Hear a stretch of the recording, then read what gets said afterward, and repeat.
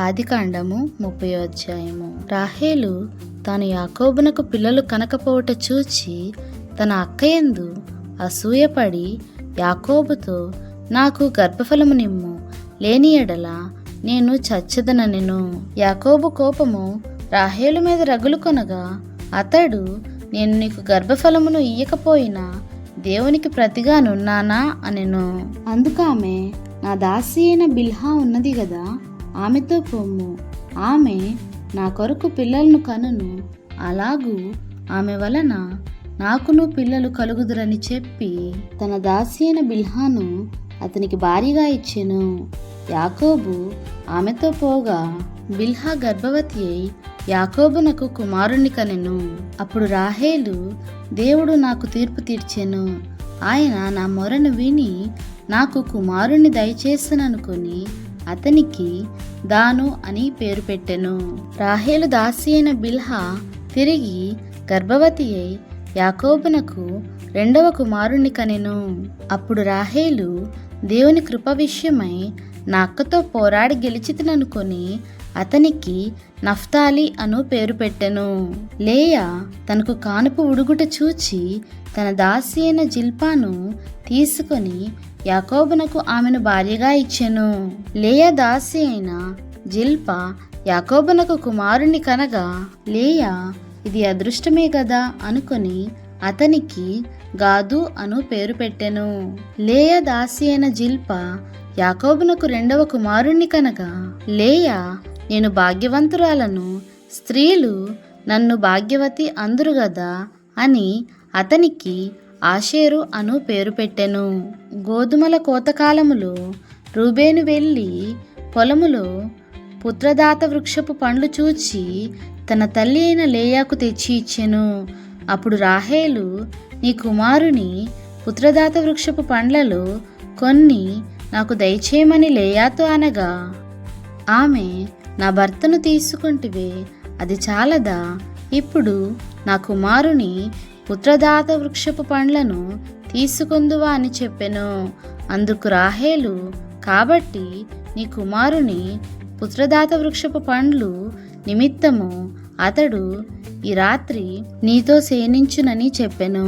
సాయంకాలమందు యాకోబు పొలము నుండి వచ్చినప్పుడు లేయా అతనిని ఎదుర్కొనబోయి, నీవు నా ఎద్దుకు రావలెను, నా కుమారుని పుత్రదాత వృక్షపు పండ్లతో నిన్ను కొంటినని చెప్పెను.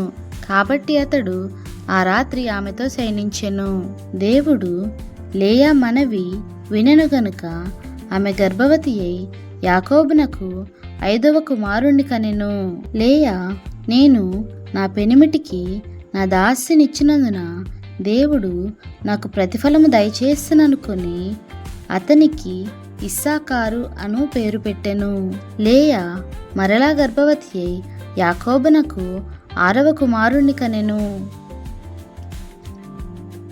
అప్పుడు లేయా, దేవుడు మంచి బహుమతి నాకు దయచేసెను, నా పెనిమిటికి 6 కుమారులను కనియున్నాను కనుక అతడికను నాతో కాపురము చేయననుకొని అతనికి జెబులూను అను పేరు పెట్టెను. ఆ తరువాత ఆమె కుమార్తెను కని ఆమెకు దీనా అను పేరు పెట్టెను. దేవుడు రాహేలును జ్ఞాపకము చేసుకొని ఆమె మనవి విని ఆమె గర్భము తెరిచెను. అప్పుడు ఆమె గర్భవతి అయి కుమారుని కని దేవుడు నా నింద తొలగించననుకొనెను. మరియు ఆమె, యెహోవా మరియొక కుమారుణ్ణి నాకు దయచేయునుగాక అనుకొని అతనికి యోసేపు అను పేరు పెట్టెను.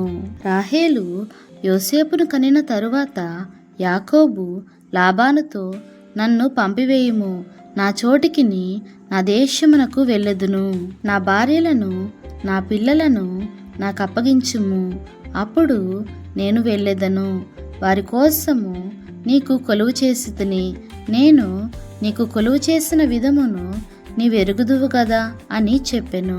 అందుకు లాబాను అతనితో, నీ కటాక్షము నా మీదనున్న ఎడల నా మాట వినుము, నిన్ను బట్టి యెహోవా నన్ను ఆశీర్వదించినని శకునము చూచి తెలుసుకుంటునని చెప్పెను. మరియు అతడు, నీ జీతమింతాయని నాతో స్పష్టముగా చెప్పుము, అది ఇచ్చేదనెను.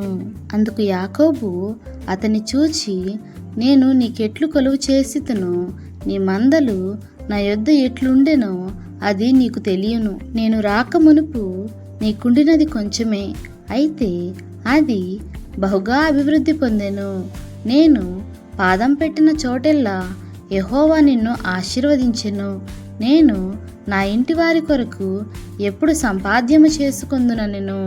అప్పుడతడు, నేను నీకేమి ఇయ్యవలెనని అడిగినందుకు యాకోబు, నీవు నాకేమీ ఇయ్యవద్దు, నీవు నా కొరకు ఈ విధముగా చేసిన యెడల నేను తిరిగి నీ మందను మేపి కాచెదను. నేడు నేను నీ మంద అంతటిలో నడిచి చూచి, పొడలైనను మచ్చలైనను గల ప్రతి గొర్రెను, గొర్రె పిల్లలలో నల్లని ప్రతి దానిని, మేకలలో మచ్చలైనను పొడలైనను గలవాటిని వేరుపరిచెదను. అట్టివి నాకు జీతమగును. ఇక మీదట నాకు రావలసిన జీతమును గూర్చి నీవు చూడవచ్చినప్పుడు నా న్యాయ ప్రవర్తనయే నాకు సాక్ష్యమగును. మేకలలో పొడలైనను మచ్చలైనను లేనివన్నీయు, గొర్రెపిల్లలలో నలుపు లేనివన్నీయు నా యొద్దనున్న యెడల నేను దొంగిలితినని చెప్పవచ్చుననెను. అందుకు లాబాను, మంచిది, నీ మాట చొప్పుననే కానిమ్మనెను.